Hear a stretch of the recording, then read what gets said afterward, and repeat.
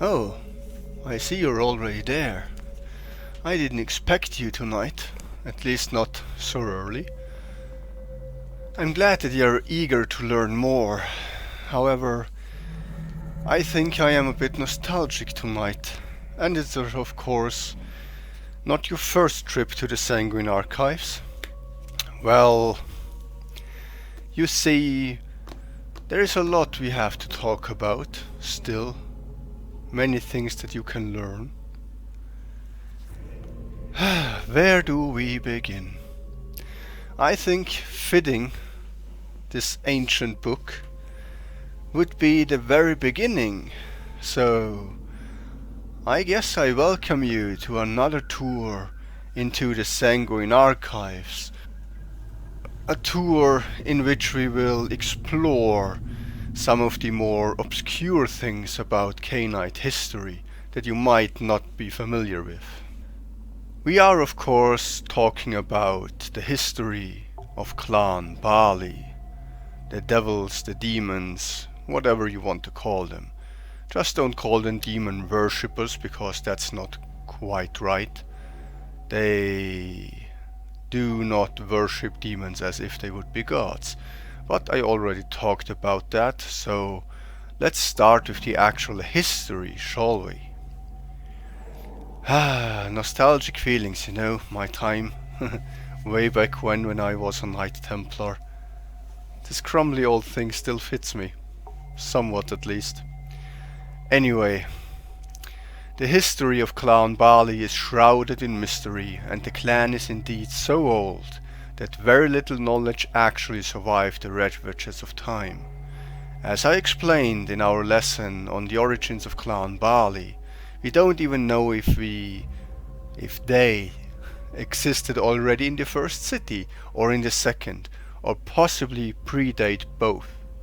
If the legend of the Dark Brothers is true, Clan Baali even predates Adam and Eve and already existed millions of years ago amongst the tribe of the first men, bringing the curse of Cain onto them by themselves long before Cain was even born. In any way, the Baali are often blamed for the uprising of the third generation against the second, and thus destroying the first city. Also the Dabi, the Baali revenant family, is said to hail from the first city, as well as some Baali. Some scholars also put the First Bali War at the very end, as the very end of the first city, so that is the most likely timeline, putting the origins of the Baali in some infernalist hideout inside or at least near the first city, which also is congruent with the lore of the first well and where that was found. Nergal, one of the Baali's founders, discovered the resting place of Namtaru, the spreader of plagues, a very powerful entity, an elder god of the outer dark umbra, and wanted to awaken the creature, which likely, very likely indeed, would have led to the destruction of the world. But Nergal, who wanted just to achieve godhood and ascend this planet anyway, didn't really care about. He just wanted to achieve his godhood through apotheosis and didn't care much about the rest of the entire world to begin with. His Dabi priests, however, feared their utter annihilation and informed Moloch about Nergal's plans, and Moloch in turn approached the 13 antediluvians to warn them about the threat that Nergal posed, to mobilize their armies against Nergal. Luckily, this took place about 200 years just after Samuel founded the Salubri warrior caste and Hakim established the warrior caste of the Essamites. Solot, not blindly trusting Nergal's brother Moloch, sent out his trusted child to scout and learn if what was said is true. But only one scout did return and was physically and mentally forever damaged. The news the scout brought were so horrific that even the Tsimitse himself, the antediluvian, was shaken to his core. Moloch's diplomacy and Saulot's surprisingly militant attitude towards the threat managed to unite the Salubri, the Assamites, the Baali, and I mean the Molochim, Bruja and Malkavians, as well as some La Sombra and Tzimitzi to one undead army to challenge Nurgle. It was Assamite sorcerers combined with La Sombra priests of Erashkigal who finally managed to purge Nurgle from the first city, and quickly did they forget that the Molochim fought on their side, leading to more conflict and fights between the Assamites and the Baali, this time against the Molochim. It has been, ironically, another Baali, Urshulgi, who managed to stage the utter defeat of the Baali in the city and turned the tides of battle seemingly against an invincible foe, for which he gained the trust of the Assamites, who thought him to be one of theirs, but only Hakim knows the truth. After this, the Baali did return, united under a flag of a Baali called Shaitan, to take revenge on those who purged him from the city and laid siege to it. The combat was so fierce that Cain himself intervened and crushed Shaitan with his own hands, but didn't attack the other Baali and simply let them retreat, cursing Nurgle with a hideous visage. Shortly after, or even during the siege, the first city was no more, and the flood washed away all the horrors the Baali had summoned unto the earth, and the Nephilim, as it may have been, that they did fight in Lucifer's war against the heavens on Lucifer's side, retreating to Lucifer's black city just before the flood hit them. This is the tale of the First Bali War. Many years later, exactly 2000 years before Christ, the Second Bali War occurred when Nurgle claimed the title of Shaitan, returning from his apparent exile. And he laid siege to the second city, and most Baali followed his call to take revenge for what they did to them in the first city, revenge against Cain himself, and all but the Molochim still followed Nurgle.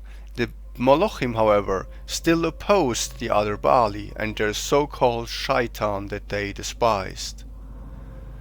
Indeed, it turned out that Nurgle had staged his banishment by the La Sombra with the help of his own Childer, and made the Dahabi betray them to buy him more time. The time he had was just enough to erect Baali strongholds in Knossos and Crete, as well as in Galilee, namely in Khorasan, where he tried to awaken Namtaru once again. Moloch, however, did learn about this, as he also used the Davi, and warned the other clans about what happened, and once again Moloch managed to unite all 13 clans behind him to fight Nurgle's loyalists. The fights were fierce, and the Salubri were nearly wiped out in the battles. Even Samael himself fell, killed by a Salubri apostate named Ahab, who became to be one of the more important Baali later on. The Assamites were also driven to near extinction, and legends have it that many a bloodline didn't survive the conflict. At the end, the Assamite sorcerers managed to let the volcano in Knossos explode, annihilating Nurgle and his generals, a lot of the Baali resources and allies, while the Salubrian Setites, under the direct leadership of Set himself, the Antediluvian, battled the troops of Nurgle elsewhere. After this, Nurgle fled to the Americas, where he founded the Aztec Empire. The Third Bali War is a lesser-known conflict that happened in the 7th century AD, during which the Nergali of Khorasan managed to capture a potent Assamite Methuselah, and through vile rituals flaying many sacrifices alive, cursed the entire clan Assamite with the lust for diablerie, making the once proud clan into outcasts among Cainites. Khorasan, however, was discovered and ultimately buried by Assamites led by Urshulgi, who might have done so for the Molochim. That was the tale of the 3 Bali Wars. And I have to mention in special that they managed to curse an entire clan, a feat that so far has only been seen by Cain himself, which should just tell you how frightening the Baali are. But let's continue. In ancient times, the Bali had a strong influence in Babylonia, Sumer, Egypt, and Phoenicia, ruling in most of Mesopotamia, ruling cities like Damascus, Medina, and indeed many others. They did also create and lead Alexander the Great as their weapon against other clans, using Alexander and his armies to purge all the conquered cities from non-Bali vampires, which means that in all cities Alexander conquered only Bali remained, sometimes to this very day. After the fall of the Alexandrian Empire though, the Assamites and Settites banded together with the remaining Salubri and drove the Bali north, where the Bali established a strong presence in Greece, in special Sparta and Constantinople, and hid amongst the Tzimitzi lords of Eastern Europe, amongst whom they masterfully hid, influencing many events up to the creation of Vlad Tepes or Dracula. They may also have had a role in creating Koldunic sorcery, or better said, speaking on behalf of the clan with Kupala, the earthbound demon, and making a deal with him in order to gain the powers that the demon wielded. At this point I might add Kupala is actually a female demon, but in the state that Kupala is in, it's really hard to tell and of no real consequence. In the south, the Molochim were of course allying themselves as well, this time with the Bruja, namely with Troy, their antediluvian, and together created a city named Carthage, waging war with Rome and ultimately influencing the Bruja. Rome, of course, was not without Bali presence either, and quite ironically the Nergali have set foot in Rome, waging the war against the Molochim by using Cainite and mortal pawns in the Punic Wars. Ultimately, Carthage was destroyed and the Molochim fled to Central Europe, finally gaining control over the Germanic tribes and taking revenge by being directly responsible for the destruction of Western Rome and, a good millennium later, the fall of Eastern Rome and the destruction of the Toreador Methuselah Michael when Mary the Black sunk her fangs into the old Toreador. In the Dark Ages, a new threat arose for the Bali. Asaniel, who, upon discovering and unsealing Khorasan, was changed forever into a being of utter darkness. Claiming to be the ultimate Bali, he wanted to take up the mantle of Shaitan and demanded the leadership over all Bali, which was again opposed almost entirely by the Molochim, with many others just flocking to Asaniel. The Molochim had a strong grip on the Byzantine Empire and Italy, as well as the Catholic Church, and led a crusade against Khorasan in the Middle East, ultimately defeating Asaniel and putting an end to his claim. However, again, in order to do that, they had to expose themselves as Bali to the other clans, and the Molochim were now hunted by other clans as well as the church, and retreated into Eastern Europe to hide amongst the old clan Tzimitzi. Since Moloch hasn't been seen since Carthage, his daughter Tanit took over as the de facto leader of the clan, but Tanit, now shocked from all of this happening, entered torpor, and the Molochim lost yet another leader, but also got a new replacement by Tanith Baal, the child and most favorite person of Tanit. While all this happened, the swarm wasn't without their own plans and workings. Indeed, the swarm put its head out of the ground and introduced the Black Plague as well as typhoid and other diseases among the living in Europe, almost accomplishing the goal of wiping out mankind, but were ultimately stopped by Tzimitzi Kolduns, who might have learned from the Molochim amongst their ranks. And unsurprisingly, also during the Middle Ages, the Bali were responsible for creating the Road of Sin. The biggest achievement of the Bali in the Dark Ages was, without a doubt, the formation of Clan Tremere and establishing a strong presence through the Order of the Worm in Clan Tremere, which replaced the old Clan Tzimitzi as the Bali stronghold. Wait a second, I hear you ask. The Baali created the Tremere? Yes, so we did. I will go a bit deeper into that with the story of Seker when I speak about notable Baali.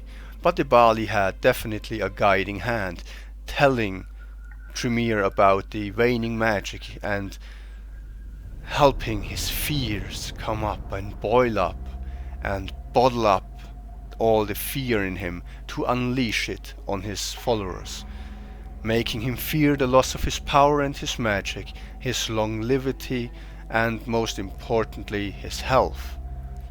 By drawing on his fears, they made him seek for extreme measures to prevent it from happening, and, as Baali are, offered a solution: become a vampire. They also helped abduct Nosferatu, Tzimisce, and of course gangrel vampires to conduct the original potion that turned Tremere into, well, vampires. And after that, it was them who just happened to stumble into the crypt where Solot himself was lying in sleep, in slumber, in torpor, telling Tremere about it, and let him sink his fangs into the antediluvian, who might have had a hand in the creation of the Baali in the first place. More importantly though, he now has control over Tremere, because you can't just diabolise an antediluvian without losing your mind and soul to him and be taken over. But that's a story for another time. During the Victorian Age, the Baali all over the planet went into hiding and tried to establish a strict secrecy and a double masquerade, which allowed them to infiltrate almost all of the clans, save for Clan Sethite and the Assamites. Not much happened since then in the order of the Molochim or anywhere within the Baali, because, as I said, they went into hiding, and if you are in hiding you don't really accomplish too many known feats. In World War II though, the Baali amongst the Tremere were partially responsible for the rise of the German Empire, and some of their most cruel leaders that were either Baali themselves or actually Dabi ghouls, ultimately profiting from all the destruction and carnage, the inhuman torture and diseases that spread once again. In the modern nights, the Molochim rediscovered the ruins of the first city and the original Baali well, in which steps, slumbers an unspeakable horror, soon to awaken. As a result, the Molochim sided with the Tal Mahera to keep the gruesome creatures sleeping. So far, their partnership has proven to be very useful. But, well, as the name of this tour says, history is written by the devil. Most of what I told you will be challenged by other historians, even though it is, I assure you, the truth. With that said, I think it is time to end our tour, because I kind of have an itch to go back to reading myself. It's a nostalgia of mine that kinda demands me to look at old books that I purchased so long ago. Well, anyway, you might leave now and I will guide you back to the entrance. Let's see if we can see each other again soon on another tour through the Sanguine Archives. Please don't forget to ring the bell when you are up there, so I know that you left, or indeed enter if you just come in here unannounced. Tell your friends about this place, because I have a lot to teach, and if you just give the magical gesture of a thumbs up before you leave, that would be intriguing. Thank you for your visit, and have a good night.